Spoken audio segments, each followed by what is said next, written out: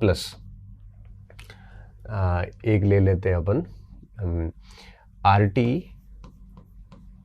Right to education, और एक इसमें और ले लेते हैं अपन शैक्षिक परिदृश्य।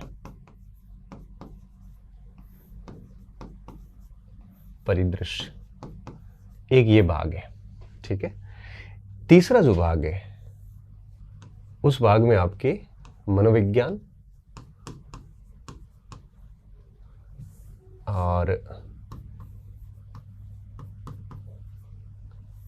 प्लस ICT ले लो, ठीक है, ICT।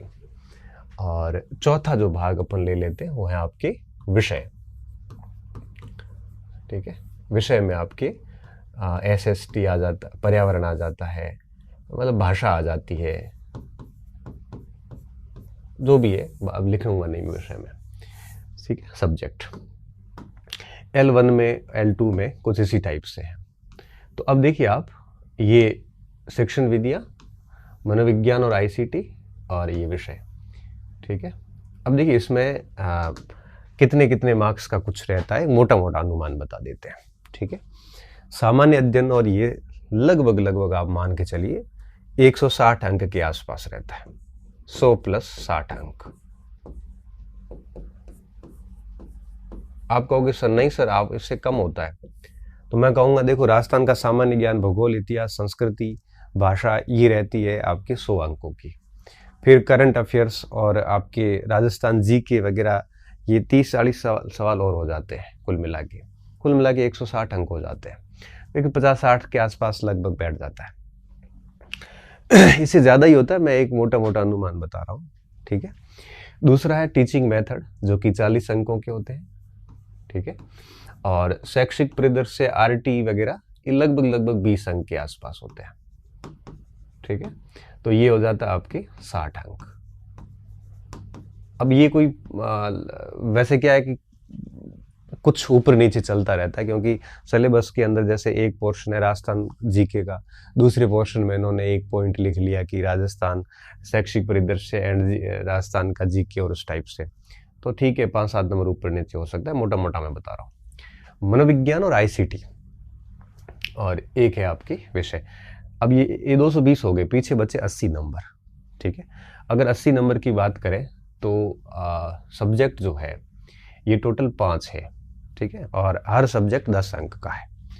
तो 10 × 5 = 50 अंक का हो जाता है ये, ठीक है। और 30 अंक का, पीछे कितना बचा, 30 अंक का, जिसमें 10 + 20, 30 अंक का ये हो जाता है मनोविज्ञान, ठीक है। तो इस प्रकार से एक बार 30 अंक का, तो 50, 30, 60, ये 80 और 60 140 हो जाते हैं, और 160 300 अंक का टोटल, ये 4 सेगमेंट हो गए। अब इसमें मैं आपको एक बहुत इंपॉर्टेंट बात बताता हूँ यहाँ पे, बहुत सामान्य सी बात, कि कैसे भी पैटर्न वगैरह चेंज हो जाए ना, ये पोर्शन हट नहीं सकता। ये 160 का जो है ना, ये 150 मान लो आप, इसको तो हटना नहीं है। शिक्षण विधियाँ RT हटना नहीं है, मनोविज्ञान हटेगा नहीं, ICT हटेगा नहीं, ये विषय हटेगा नहीं। अब कुछ भी पैटर्न हो जाए, ये सब में रहने वाला है, क्योंकि आपको पता है कि टीचिंग मेथड कभी हटाए नहीं जा सकते। ये हमारे NCF में भी है, ये हमारी शिक्षा नीति में भी है। साइकोलॉजी, टीचिंग मेथड और सब्जेक्ट का ज्ञान प्लस क्षेत्रीय ज्ञान, ये हट ही नहीं सकता। तो अब पैटर्न में देखो, जो 300 अंकों का उसको 500 कर लें, भले इधर उधर कर लें, तो ठीक है, किसी का वेटेज बढ़ जाएगा, किसी का घट जाएगा, बट सिलेबस यही रहेगा, ठीक है। उसमें से 2-3 पार्ट से मान लो मनोविज्ञान में ऐड कर लिए, एक आधा हटा दिया, तो कोई फर्क नहीं पड़ेगा, क्योंकि आपने तैयार कर लिया। फिर जो भी 10-20% चेंजेस मान लो होता है, तो आपको फिर वो 10-20% चेंजेस ही पढ़ना है, नहीं तो अगर आप पूरा बिल्कुल नहीं पढ़ेंगे तो बहुत दिक्कत हो जाएगी, ठीक है। अब आपने ये सिलेबस बांट लिया, ये बांटने के बाद आपको क्या करना है, अब आपके पास में लिमिटेड टाइम है, ठीक है।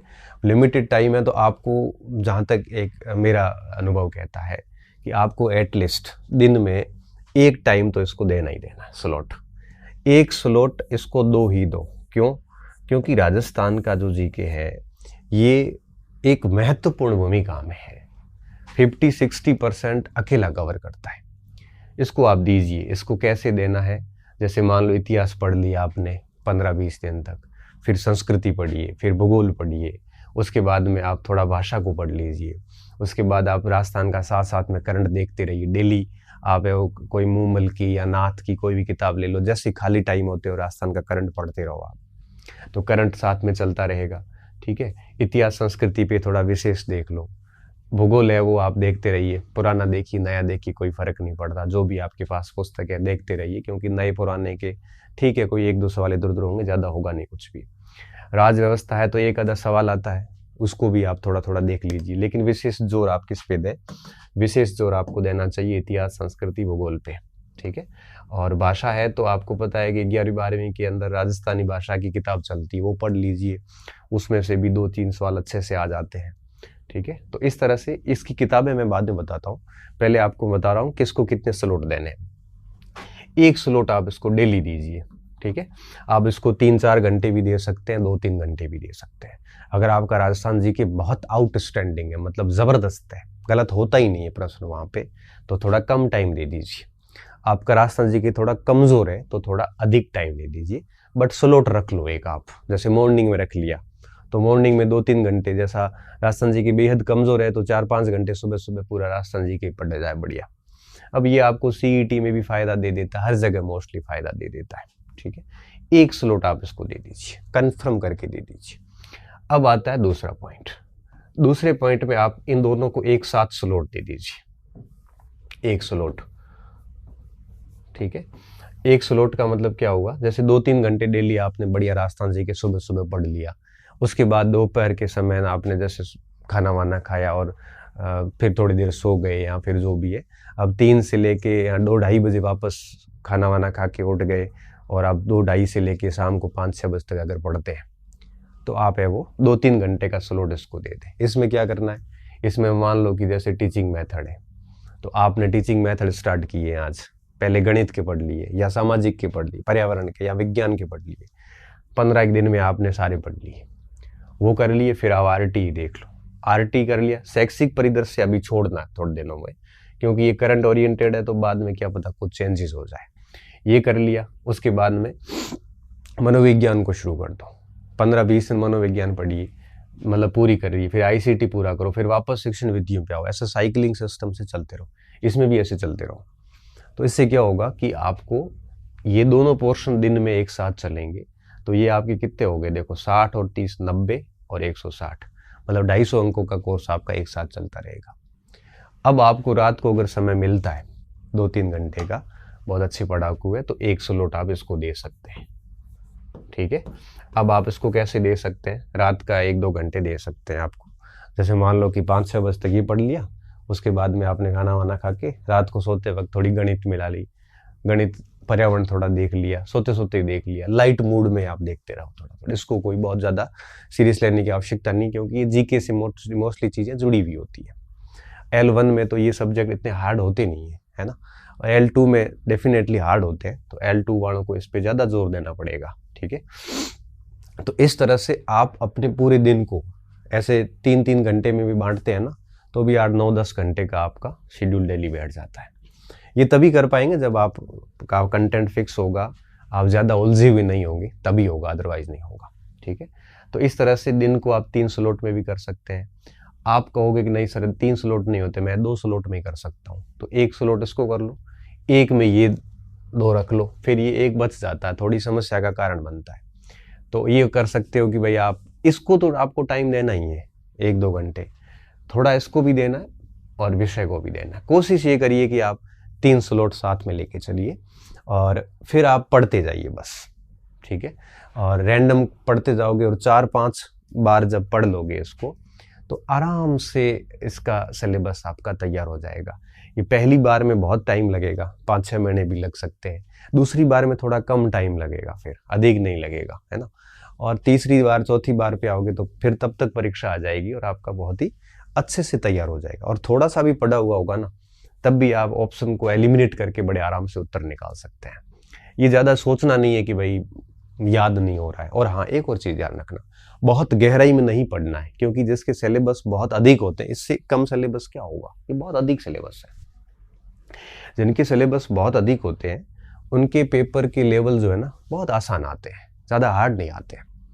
तो बहुत ही ऊपरी ऊपरी ज्ञान रखिए, आपको बहुत विद्वान बनने की आवश्यकता नहीं, क्योंकि अगर आप जैसे इनमें विद्वान बनने की कोशिश करोगे तो ये सब छूट जाएंगे, है ना।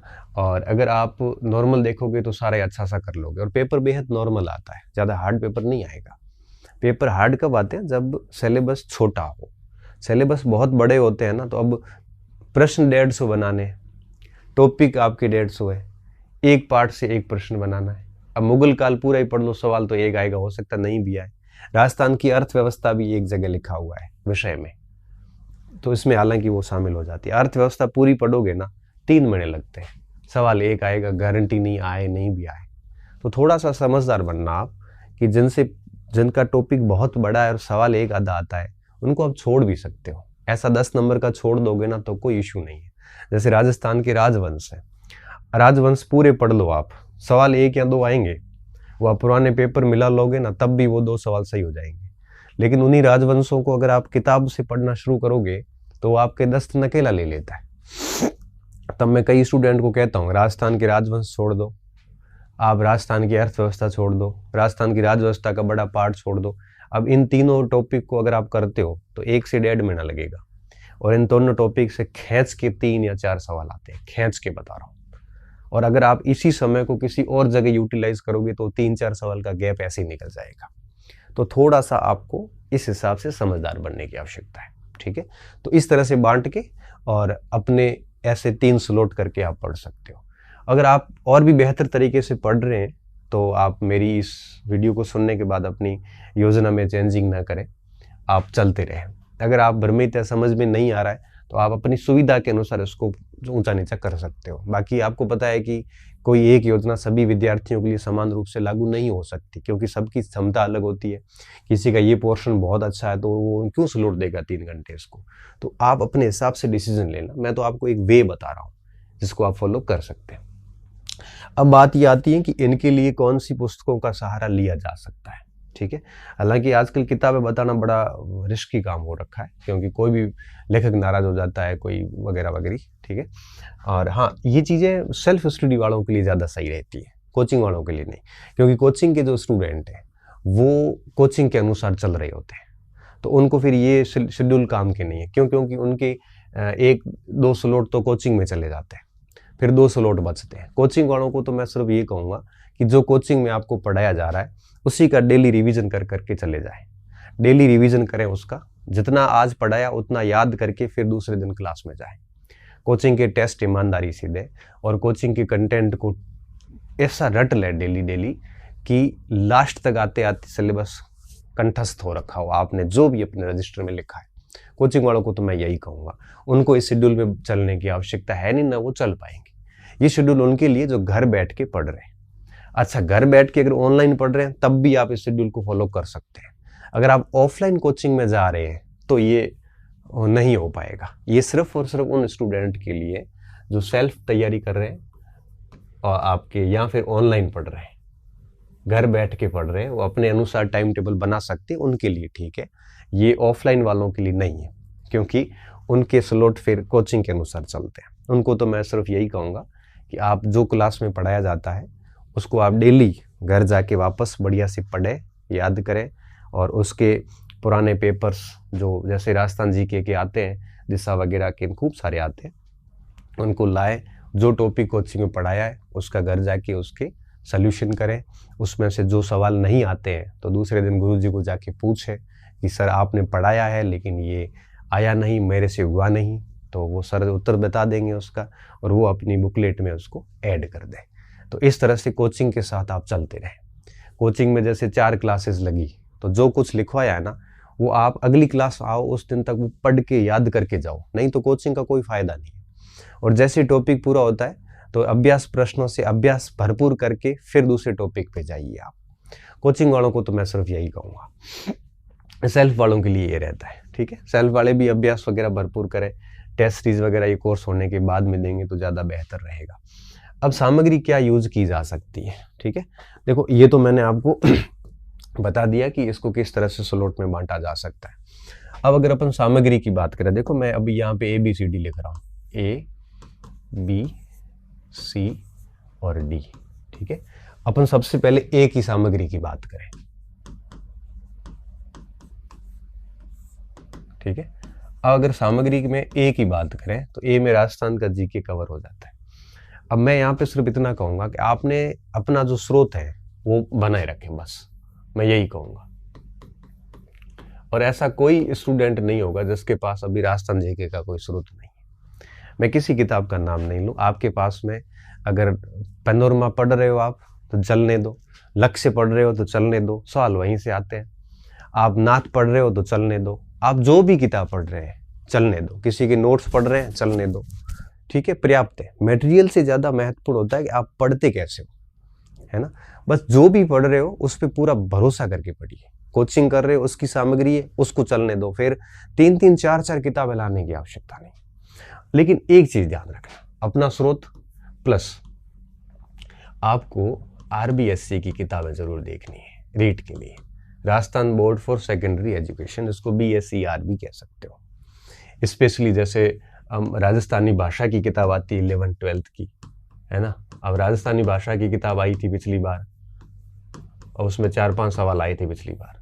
ये किताब है, ये 11th-12th में आती है, उसको आप पढ़ सकते हो। इसके अलावा आपकी राजस्थान की इतिहास संस्कृति की, राजस्थान बोर्ड की जितनी भी 9th-10th की राजस्थान अध्ययन की किताबें वगैरह जो आती है, और राजस्थान सामाजिक विज्ञान वगैरह, राजस्थान राज्य की जहाँ जहाँ है वो किताबें ले सकते हो। उसकी आप शॉर्ट में नोट्स बना सकते हो, है ना। आप जो भी है ये सारे कार्य कर सकते हो। RBSC का सहारा जरूर ले, आप कोचिंग भी जा रहे हैं तब भी ले लीजिए, कोई दिक्कत नहीं है। 2-5 मिनट आधे घंटे का टाइम लगता है, वहाँ से कुछ ऐसे अनछुए से फैक्ट आते हैं जो परीक्षा में कई बार पूछ लिए जाते हैं। अब शिक्षक और लेखक दोनों भले ये दावा कर लें कि हमने RBSC बेस्ड पढ़ाया है, फिर भी आप उसको पढ़िए किताब को, क्योंकि अगर वो पढ़ाया भी है और लिखाया भी है, लेखक ने लिखा भी है कि मैंने RBSC का सारा निचोड़ लिख लिया, तब भी आप किताब पढ़े, क्योंकि कई बार उनकी नज़र से कोई फैक्ट छूट जाता है। आपको पढ़ने में कोई टाइम नहीं ज़्यादा लगेगा, इसको आप बेस बनाएं, ठीक है, पहली बात। और अपना स्रोत जो भी है वो ले लें। तीसरी बात, बड़ी बड़ी ऑथेंटिक किताबों से बचें आप। मैं तो यही कहूँगा कि जैसे RP व्यास है, राघवेंद्र मनोहर है, ये किताबें आप L1 L2 के लिए लेके बैठोगे ना तो आपको नुकसान नहीं है, फायदा कुछ नहीं। मैं इन किताबों की आलोचना नहीं कर रहा हूँ, आप मेरी भाव को समझना। जैसे RP व्यास है, अब उसमें आप 1857 की क्रांति पढ़ने बैठोगे तो उसमें लगभग 100 पेज है क्रांति के, जहाँ तक मुझे याद आ रहे 70-80 से तो अधिक है। इतने कितने पेज एकीकरण में है, अब कब पढ़ोगे उसको, फिर उसके शॉर्ट नोट्स कब बनाओगे। फिर केवल राजस्थान जी की अकेला थोड़ी ना है, आपके पास 4 सेगमेंट है, मैंने अभी आपको बताया।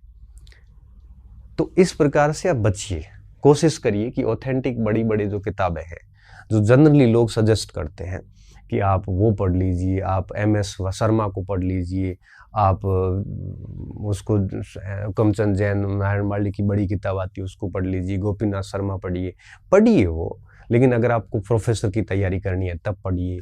अगर आपको लगता है कि आपको राष्ट्र इतिहास में आपको आगे जाना है तो पढ़िए। आप हिस्ट्री में आप मास्टर कर रहे हैं तो पढ़िए।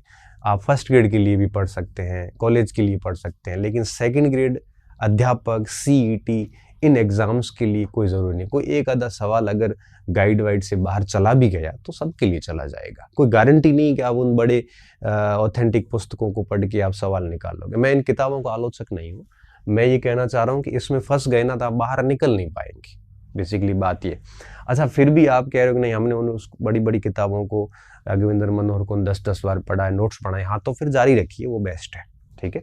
तो अपना स्रोत जो भी है आप पढ़ते रहिए, उसको बेस्ट है वो। RBSC को फॉलो कीजिए, इसको ज़रूर पढ़ना आप। और साथ में ऑथेंटिक किताबें जो है उनको साइड में रख दो अभी, ये बाद में आप पंडित बन जाना, कोई प्रॉब्लम नहीं। लेकिन परीक्षा पास करने के लिए उन किताबों को, इस लेवल की परीक्षा के लिए, वही बात है ना कि भाई छोटे से लीग मैच है और आप 160 की बॉल पर प्रैक्टिस करवाओगे तो मामला ठीक नहीं है ना। परीक्षा के लेवल को ध्यान में रखना पड़ता है।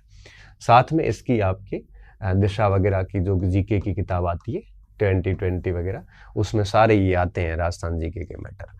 उससे भरपूर अभ्यास कीजिए। जैसे ही पाठ पूरा होता है उससे आप प्रश्न मिलाइए, और हो सकता है तो आपके स्रोत से वगैरह में उस चीज़ को ऐड कर दीजिए। नोट्स बना रहे तो नोट्स में ऐड कर दीजिए। नोट्स बनाना ज़्यादा फायदेमंद रहता है, क्योंकि शॉर्ट में नोट्स होते हैं तो रिवीजन बहुत फास्ट हो जाता है। ठीक है, तो बाकी कोई बड़ी किताबों की ज़रूरत नहीं है। और अगर आप कहीं से कोचिंग कर रहे हैं तो मुझे लगता है कि आप अगर कोचिंग कर रहे हैं और आपको लगता है कि ठीक है, पुराने प्रश्न दिशा में जब आप अभ्यास करोगे और कोचिंग से आपको, कोचिंग के कंटेंट से आपको अगर 80% 90% सवाल मिल रहे हैं, आप क्योंकि अभ्यास करोगे तो आपको पता चल जाएगा। तो आपको, मुझे लगता है कि ये सब देखने की ज़रूरत नहीं है। आरबीसी भले देख लेना, और अपना स्रोत में कोचिंग के नोट्स भी आ सकते हैं, अपना स्रोत में नाथ आ सकती है, दिंदवाल वगैरह जो भी आप पढ़ रहे हो सब आ सकती है, तो आप उसको भी देख सकते हैं। बट मैं कहूँगा यही कि जो भी देखो एक ही कंटेंट रखना, आरबीएससी के साथ में एक ही रखो। आप कोचिंग को रख रहे हो तो कोचिंग प्लस आरबीएससी, कोई गाइड लेके चल रहे हो नाथ वगैरह की, या फिर कोई दिंदवाल की वगैरह की, या फिर लक्ष्य की, पनोरमा की, तो एक प्लस ये आरबीएससी, इससे ज़्यादा कुछ भी नहीं करना, और एक प्रैक्टिस बुक। तो आपके पास में 3 चीज़ें ही होनी चाहिए बस, एक दिशा की या दिशा की, या और भी कई आती होगी मार्केट में वो, प्लस एक आरबीएससी की किताब है, प्लस अपना कोई भी स्रोत जो भी आप पढ़ रहे हो, कोचिंग भी हो सकती है, आपकी कोई गाइड हो सकती है। तो पहले भाग के लिए सिर्फ ये 3 चीज़ें ही रखनी है आपको, और ये डेली आपको एक स्रोत देखना है। उसके बाद आता है दूसरा भाग, जिसमें टीचिंग मेथड और ये, ठीक है। अब अगर बी भाग की मैं बात करूं तो आप इसमें क्या करोगे, इसमें आप बड़ी बड़ी किताबें लाओगे। अमीरचंद जैन की मैं कह दूं कि अमीरचंद जैन की शिक्षण विधियां ला के पढ़ लो, वो थोड़ा सा टिपिकल हो जाता। तो बेहतर तो क्या होता है, आरटीई का तो आप मूल प्रिंट निकाल लो वाली, मार्केट उसमें गूगल पे मिल जाएगा, और उसको आप मूल प्रिंट निकाल के पढ़ के प्रैक्टिस कर लो। शैक्षिक परिदृश्य अभी आप छोड़ दीजिए, क्योंकि करंट बेस्ड है, तो शायद बाद में काफ़ी चेंज हो जाए इसमें। और अब रही बात टीचिंग मेथड की, मेथड की आप क्या करो, मार्केट में जितनी भी गाइड आती है ना, मंगल, फर्स्ट रैंक, लक्ष्य वगैरह जितनी भी आती है, उन सब गाइड मिलाकर अपने एक हैंड नोट्स बना दो। ठीक है, सारी गाइड को लाओ, और उनमें से एक बढ़िया से 10-15 दिन बैठ के उसके नोट्स बना दो, फिर बार बार वो नोट्स ही पढ़ो बस। टीचिंग मेथड में इसके अलावा कुछ नहीं करना है आपको। ठीक है, शैक्षिक परिदृश्य छोड़ दीजिए, आरटीई का मूल प्रिंट ला के पढ़ सकते हो आप। ठीक है, या कोई भी गाइड में आरटीई मिल जाएगा तो उसका प्रिंट करवा के, और मुझे लगता है कि मूल प्रिंट ले लो आप, और मूल प्रिंट में आप कहोगे तो मैं टेलीग्राम पे डाल दूंगा, आप वहाँ से प्रिंट ले सकते हो। ठीक है, मैं ही डाल दूंगा आपके, और आप उससे प्रिंट लेके पढ़ लेना, और गाइड को मिला के टीचिंग मेथड की नोट्स बना देना। फिर रहता है मनोविज्ञान और आईसीटी। ठीक है, मनोविज्ञान में आपका अपना स्रोत है, मैं आपको क्या बताऊं, किसी ने धीर जी की ले रखी होगी, किसी ने सिकवाल की ले रखी होगी, किसी ने और भी कई सारी किताबें आती है, वंदना जादौन की ले रखी होगी। तो जो भी आपके पास वो ठीक किताब है, और आप नए नहीं, ये मुझे पता है ना। तो जो भी स्रोत है उसको पढ़िए, समझिए, और भरपूर उसका अभ्यास कीजिए। ठीक है, सामग्री का चयन कैसे करना, इस पर अपन अलग कभी वीडियो बना देंगे, और आप ये भी कर सकते हैं। ठीक है, उसके बाद बात आती सब्जेक्ट की। सब्जेक्ट के लिए आपको क्या करना है, सब्जेक्ट के लिए आपको सबसे पहले वापस वही बात, आरबीएससी को तो पढ़ना ही पढ़ना है। ठीक है, और इसके साथ में कोई टीचर का अगर आप सपोर्ट लेते हैं, या कोई गाइड का सपोर्ट लेते हैं, तो कोई लॉस वाली बात नहीं है। ठीक है, ठीक है, इसका सपोर्ट ले सकते हो, आरबीएससी पढ़ लो, है ना। बहुत डिटेल में नहीं पढ़ना है, ऊपर से पढ़ना, सामान्य पढ़ना है, क्योंकि जितना ज़्यादा गहराई से पढ़ोगे उतना ही आपको लॉस है, क्योंकि अध्यापक भर्ती में इतनी गहराई रहती नहीं है। ठीक है, ये कर सकते हो आप। और तो ये सारी चीज़ें अपने आप आसानी से हो जाएगी। इसके भी शॉर्ट नोट्स बनाए जा सकते हैं, पर्यावरण के अलग, विज्ञान के अलग, गणित को अच्छे से मिलाया जा सकता है, भाषा को अच्छे से शॉर्ट वोट तैयार किए जा सकते हैं। जो पोर्शन आपका इनमें से बहुत कमज़ोर है उनकी कोचिंग ले सकते हो आप, और अगर आप ऑफलाइन कहीं जा रहे हो तो पूरा ही कोचिंग से हो जाता है। अगर आप ऑनलाइन पढ़ रहे हैं तो इसमें आप लिमिटेड पढ़ सकते हैं, पूरा भी पढ़ सकते हैं, कि आपको डिसीजन लेने हैं। और मोटी बात तो ये है कि 3 स्लॉट बांटोगे, पढ़ोगे, तो आपको अपने टाइम को अच्छे से मैनेज करना पड़ेगा। इधर उधर भटकोगे तो ये कुछ भी होने वाला नहीं है। और रही बात स्रोतों की, तो आपके पास स्रोतों की कोई कमी नहीं है, तो इस हिसाब से चलोगे तो निश्चित तौर पे आपका काम बढ़िया हो जाएगा। और अगर आप टारगेट लेके चलते हैं आगे कि 1-2 महीने अब आप इसके हिसाब से चलेंगे, तो डेफिनेटली एक बार आपका 3-4 महीने में कोर्स पूरा हो जाएगा। अब इस विषय को लेके, अध्यापक भर्ती को लेके अगली बार वीडियो जब बनाऊंगा तो वो सीधा आपकी कोई नोटिफिकेशन या भर्ती की प्रक्रिया के बारे में कोई सरकार जारी करेगी अधिसूचना, तब बनाऊंगा। और उम्मीद रखता हूं कि तब तक आप ये जो कोर्स है इसको एक बार आप पूरा कर लेंगे, ऐसी मुझे उम्मीद है। ठीक है, उम्मीद करता हूँ ये वीडियो आपके लिए फ़ायदेमंद होगा। अगर आपको लिए फ़ायदेमंद है तो उसको फॉलो कर लेना, मेरी जो बातें बताई उनको। अगर आपको लगता है कि आपके लिए ठीक नहीं है तो कोई बात नहीं, आप जिस रणनीति से चल रहे हैं उसी से चलते रहें। ठीक है, कोई फोर्सफुल वाली बात नहीं है, बस आपका भला होना चाहिए, भले कैसी भी हो जाए। ठीक है, बहुत बहुत धन्यवाद विद्यार्थियों, अच्छे रहिए, मस्त रहिए और खूब सारा पढ़ते रहिए।